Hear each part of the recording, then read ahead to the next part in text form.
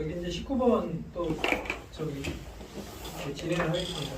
19번은 이제 또 임피던스 본드에 나오는데 임피던스 본드는 이제 하도 뭐 계속 중복이 되니까 그 비선 전류는 이제 이렇게 패스하고 신호 전류는 이제 이렇게 차단하는 역할을 한다. 이건 이제 계속 나오니까 뭐 이렇게 좀 연관 지어서 이렇게 이해하시면 됩니다. 그리고 WLR은 이제 통상적인 명칭은 전철 쇄정 계정기입니다. 그리고 여기 뭐 전철 표시 계정기는 그 KR이라고 해서 그 있고요. 그 다음에 전철 제어 계정기는 WR. 우리 저기 전철 조사 같은 경우는 아까 그 CR, 뭐 RR, NR 그런 게 이제 조사 계정.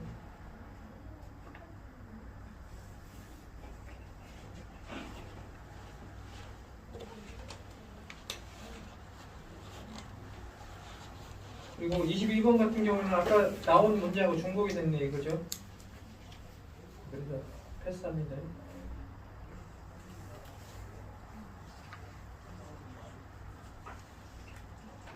그리고 24번 턱레일이 두 번 있고 좌우 두 개의 분기에 사용되는 선로 전환기는 우리가 이제 보통 선로 전환기는 턱레일이 한 개 있고 이제 좌우 분기에만 사용되는 것은 보통 선로 전환기고 턱레일이 두 개 있는 것은 삼지입니다. 가지가 세 개라는 뜻이에요.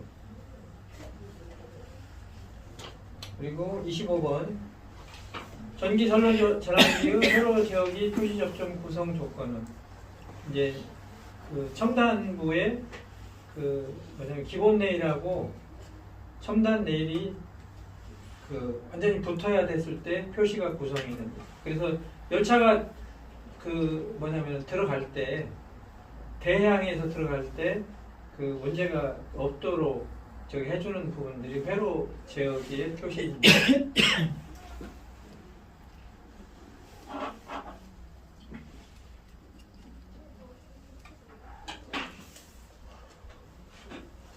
(27번)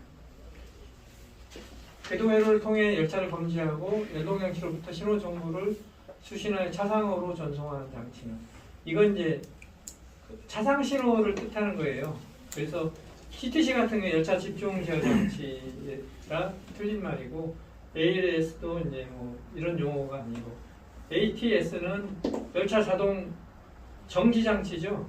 그리고 정지 장치는 차상 신호 아니에요. 지상 신호입니다. ATC는 C가 이제 컨트롤이잖아요. 그 열차 자동 제어 장치인데 차상 신호입니다. 그래서 차상 신호에 맞는 것은 ATC입니다. ATS 지상자 회로를 구성하는 요소가 아닌 것은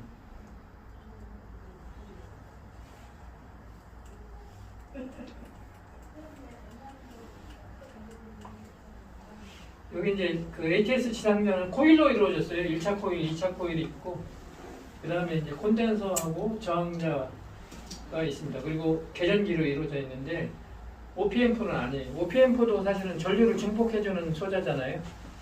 근데 이제 OPMP는 사용하지 않았습니다. 궤도 회로가 단락되었을 때 과전류를 제한하는 것은 궤도 저항기라고 제가 앞에서 말씀드렸고 앞에서도 문제가 또 나왔습니다. 그리고 전환 세정 장치, 선로 전환기를 전환하고 세정하는 역할을 하고 있습니다. 그 전환 세정 장치 아까 그 동작 순서는 회정, 전환, 세정이라고 제가 말씀드렸었죠, 그죠?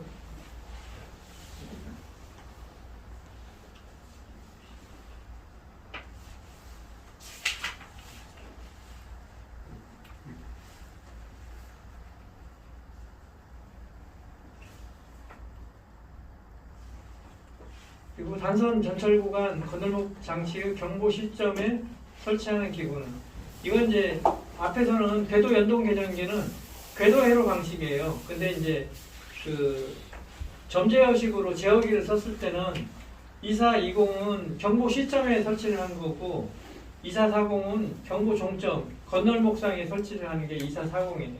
그래서 이게 이제 그 2420이 해당이 됩니다. 그리고 전철 제어 계전기 뭐 궤도 연동 계전기 이런 것들은 이제 다 틀린 말이고요.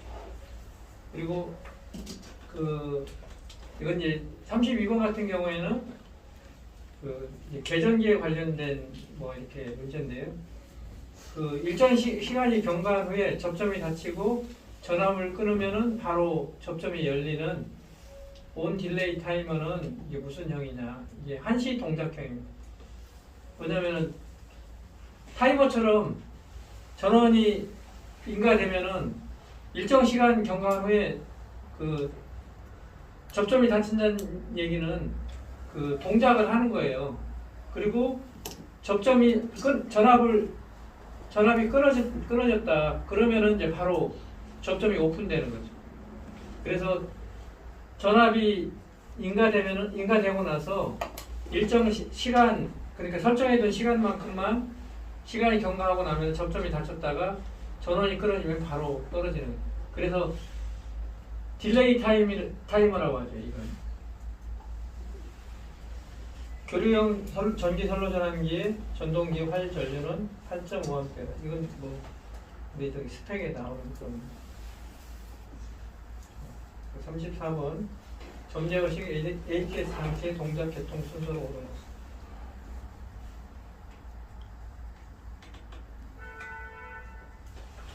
이건 이제 지상자에서 차상자로 이제 이렇게 올라옵니다. 그래서 차상자는 발진 중폭부하고 요각이 BPF를 통해서 계전기로 하는 거죠. 그래서 지상자, 차상자, 발진, 여각. 그래서 지차발, 여계 이렇게 외우시면 됩니다. 지상자가 맨 밑에 있고 어차피 다 있잖아요, 그죠? 그 다음에 차상자. 얘가 페어로 돼야 되거든요. 지상자에서 차상자로 보낼 때 같은 장치가 이제 안테나 역할을 하기 위해서는 지상자와 차상자가 페어가 되어야 된다. 그리고 그 다음에는 차상자에서 받은 신호를 증폭을 시켜야 돼. 이게 신호 레벨이 작기 때문에. 그리고 나서 우리가 여각이라고 해서 BPF를 통해서 주어진 주파수만 필터링해서 계전기를 동작하게 하는 게 ATS 장치의 동작 계통입니다. 35번 같은 경우에는 우리 분기기 주요 구성 요소에 대해서 해당되는 거고요. 그리고 36번도 보면 앞에서 말씀드렸죠. 교류형은 유도 전동기다. 유도 전동기인데 콘덴서 기동 유도 전동. 직류 직권이나 복권 또 교류 3상 유도 전동기는 아니에요. 교류 NS는 3상이 없어요.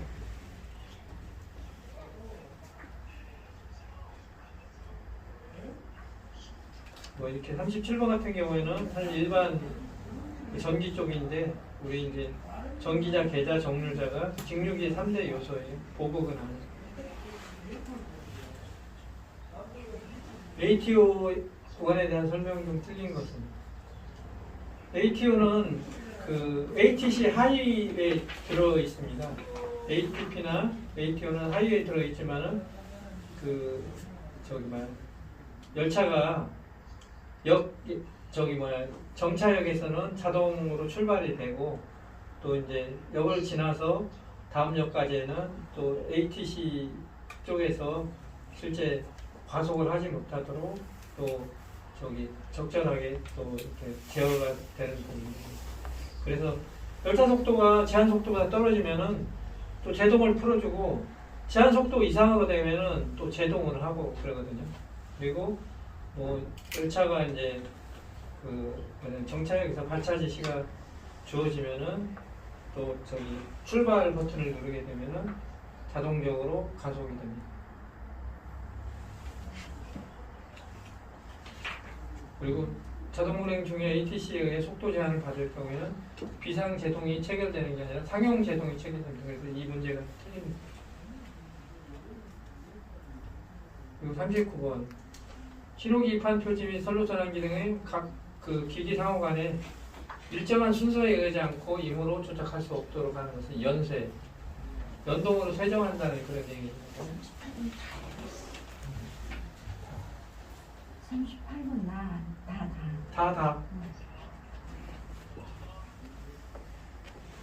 여기 제가 그래서 문제 그 풀이하려고 여기 또 밑줄로 해서 시커먼 걸 또 해놨어요.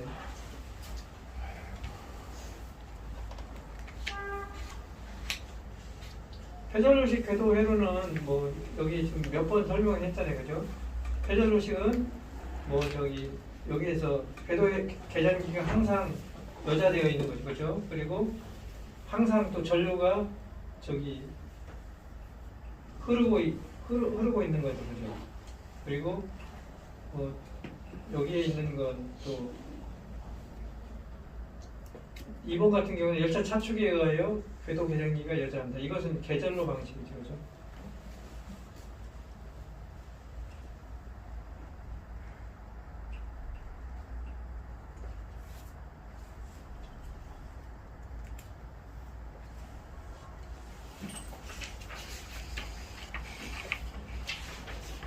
전자해동장치 주요 구성은 원래 이제 전자해동장치는 그 연동 논리부, 그 다음에 표시 제어부, 또 광통신부 이렇게 돼 있어요. 그래서 계전기 렉 판넬 이건 구성 요소가 아닙니다. 그리고 42번 같은 경우에는 한류장치. 한류장치는 전류를 제한하는 역할을 하는 거죠. 그 저항자나 또 저기 왜냐면 코일 뭐 그런 부분들이 있는데 여기서는 이제 궤도회로 단락 전류를 제한하는 역할을 하게 되어 있습니다. 전차선 기존 전류 통로 같은 경우 임피던스 본드죠, 그렇죠?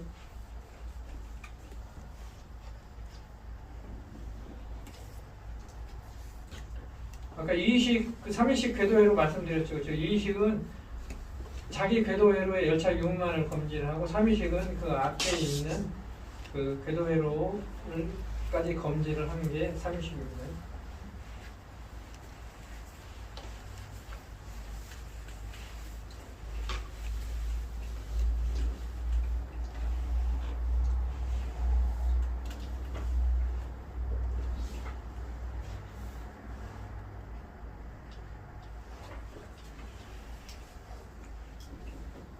여기 이제 신호 보안 장치가 갖춰야 할 조건이 아니거든요. 이건 이제 원래 페일세이프라고 해서 그 고장 시 안전처리 동작 원칙이라든가 계전기가 무여자할 때 그 최종의 원칙이 있어요.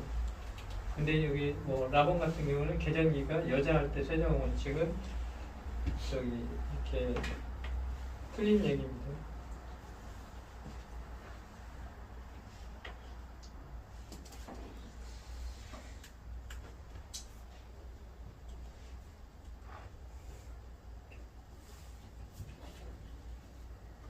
(45번) 허용신호기에 해당되는 주신호입니다. 아까 허용신호기는 자동 폐색 신호기가 허용신호라고 그랬죠. 그렇죠? 절대 신호기는 역 구내에 있는 장내 출발이라든가 유도 또 이판 신호기 같은 게 다 절대 신호기라고 말씀드렸습니다.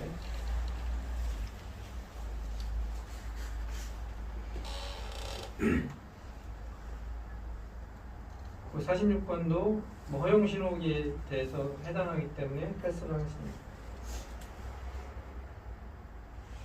궤도회로의 구성 요소가 아닌 것은 이제 정류기, 궤도 개전기, 절연 이런 것들은 구성 요소이고 헤드는 구성품이긴 한데 구성 요소는 아니에요. 헤드는 그 케이블을 중간에 이렇게 분배해주는 역할을 합니다.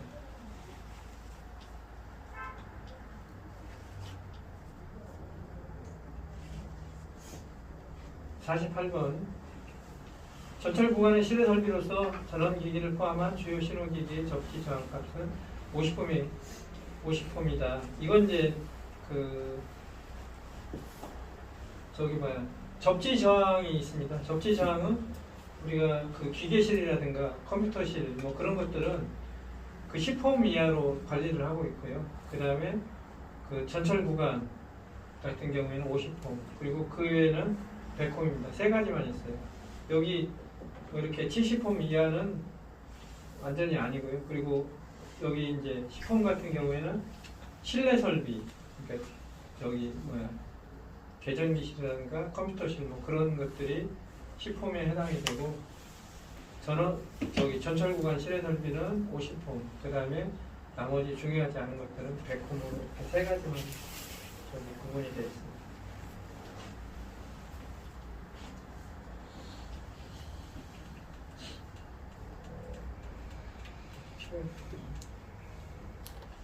그 3인식 유국 선조 개정기에 대한 설명은 틀린 거죠. 여기 이제 전원을 차단하면 구성되는 접점은 없다. 이제 유국은 전원을 차단해도 그 구성되는 점점이 있습니다. 다른 동작이 될 때까지는 자기 유지를 한다고 했겠죠. 그래서 극성이 있는 거예요. 극성이.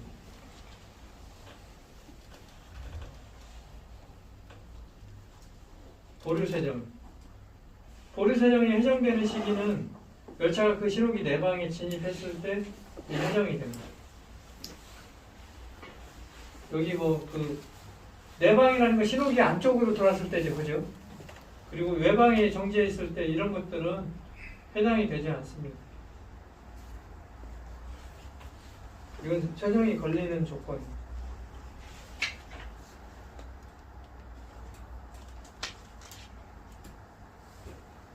임피던스 본드 51번은 넘어가겠습니다. 그리고 52번 같은 경우도 앞에 문제 나왔었죠. 사고간 보완회로는 궤조절연이 10조입니다. 문제가 똑같이 중복이 돼서 나오죠. 그죠? 그리고 53번 반궤조식 궤도회로에 관한 설명 중 틀린 것은 임피던스 본드를 사용하지 않으므로 설치비가 적게 든다. 이건 아닙니다. 임피던스 본드는 궤도 하나만 해도 사용을 해야 돼요. 그 신호 전류는 차단하고 그 전차선 기선 전류를 흘려보내기 때문에 꼭 필요한 겁니다. 53번에 나고요. 54번 교류 전환 구간에서 각종 신호기에 몇 종 접지 공사를 해야 하는가.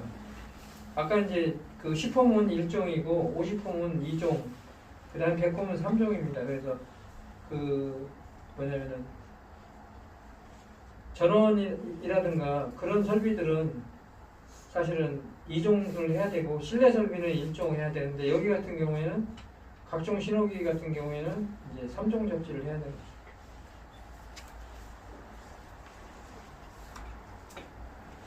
그리고 55번 고속철도 횡단 고가차도나 낙석도는 공지가 우려되는 지역에서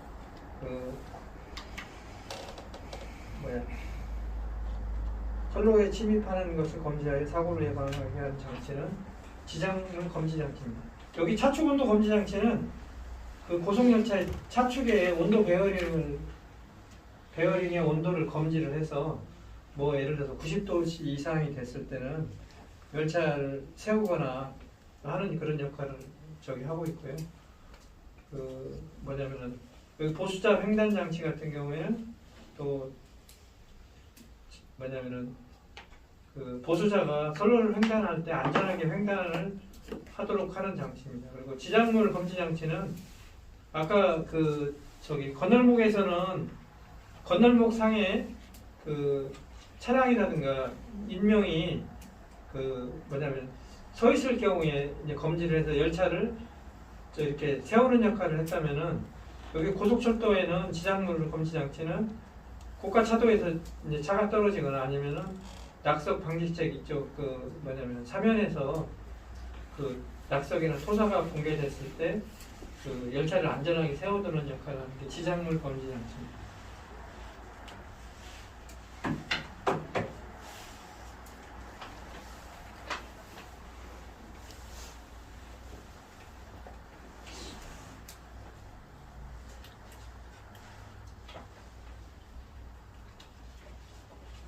여기 56번 같은 경우에는 이제 신호기의 진행을 지시하는 신호에 의해서 그 진로를 완전히 통과할 때까지 선로전환기를 전환할 수 있도록 하는 것은 진로 세정이에요, 그죠? 근데 여기에서 예를 들어서 진로를 진로 구간을 구분하는 것은 진로 구분 세정입니다, 그죠? 진로 세정은 그야말로 큰 거고 진로 구분은 전체 진로를 이렇게 나눠서 효율적으로 열차 운행이라든가 차량의 입판을 위해서 이렇게 만들어두는 게 진로 구분 사정. 철사 사정은 진행하고 아무 상관없다고 그랬죠. 평상시에 그 선로 전환기를 포함한 궤도에 열차가 있거나 아니면 궤도가 낙하됐을 때 그 선로 전환기를 전환하지 못하도록 하는 게 철사 사정. 표시 사정은 아까 제가 전 시간에 말씀드렸죠, 그죠? 그 신호 취급을 해놓고 신호가 진행이 났는데 그 뭐냐면은 우리가 정상으로 돌리려고 할 때까지 정상력으로 돌리려고 하는데 신호기가 정지를 현시할 때까지 정상으로 못 돌리게 하는 게 표시 사정이라고.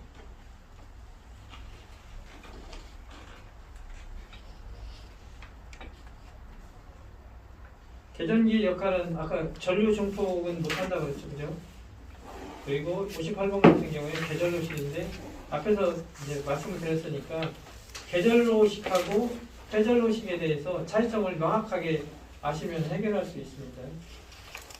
그리고 전기연동장치 진로를 지원하는 방식은 아까 말씀드렸죠. 진로 선별식 또 뭐 저기 진로 선택식, 뭐 진로 취급식인데 다 진로예요. 근데 이거 단독 취급 버튼식은 제가 아닙니다.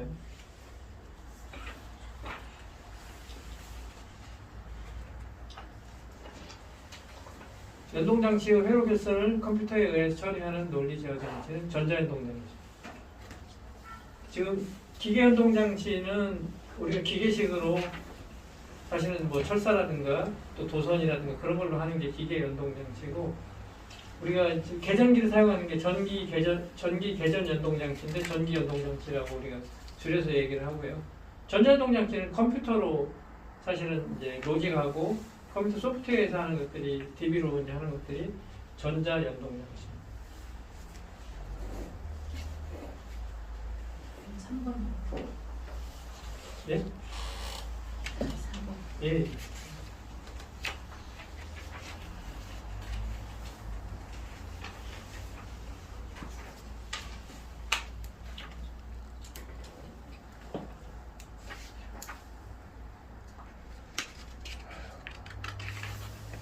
여기 19번 이제 신호기기의 부품 고장률 산출 방식은 여기 이제 그 분자에는 1년간 장애 총 건수를 이제 하고 그 다음에 분모에는 설비수 곱하기 24시간 곱하기 365일을 해서 그 총 시간당 몇 건이 발생했나 그렇게 해서 이제 고장률을 뽑아내고 있습니다.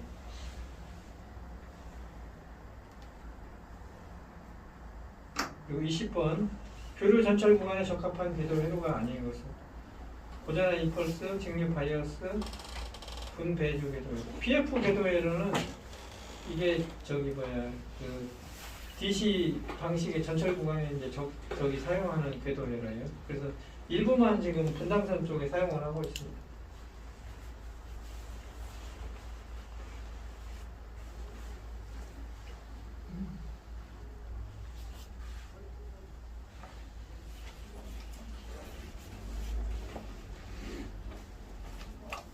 이것도 또 오답이 있네. 22번. 여 앞에서 삼지선로 전환기 있었죠? 예. 통레일이 두 분 있고 좌우 두 개의 공기에 사용되는 것은 삼지선로 전환기, 보통 선로 전환기 아니에요. 예. 이거 저기 오답이.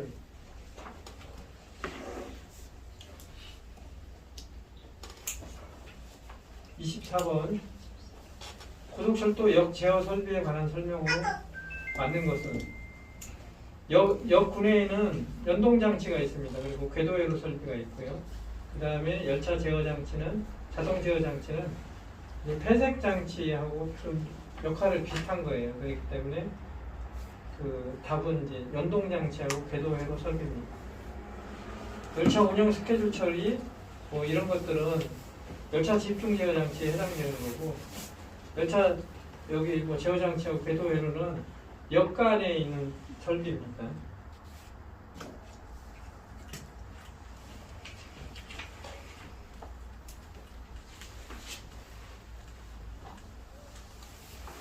신호형 계전기로서 교류 계전기로 사용되는 것은 이원형 계전기고요.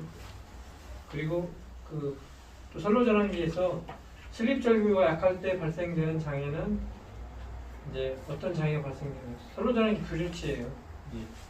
불일치라는 것은 이렇게 멈추질 않고 계속 돌아가는 게 우리가 이제 불일치라고 그렇게 이제 표현합니다. 용어 자체가 좀 어렵긴 어려운데 슬립 전류가 약하면은 이 힘이 별로 없는 거예요. 그래서 그 도중에 이제 저기 멈춰가지고 계속 이제 뭐 이렇게 동작을 하는 겁니다. 그래서 우리가 이제 불일치라고 하고 퓨즈가 단선되면은 멈춰버리겠죠. 서버리겠죠. 그죠? 동작을 아예 안 하겠죠. 전동기 소선도 마찬가지입니다. 시차 설선도 이런 경우에는 전환을 못해. 근데 이것은 전환을 하긴 하는데 힘이 약해서 그냥 빌빌거리고 있는 거죠. 우리 이제 자동차로 가는 힘이 약해서 언덕배 위로 올라갈 때 힘들어하는 그런 게 참 이런 경우라고 봅니다.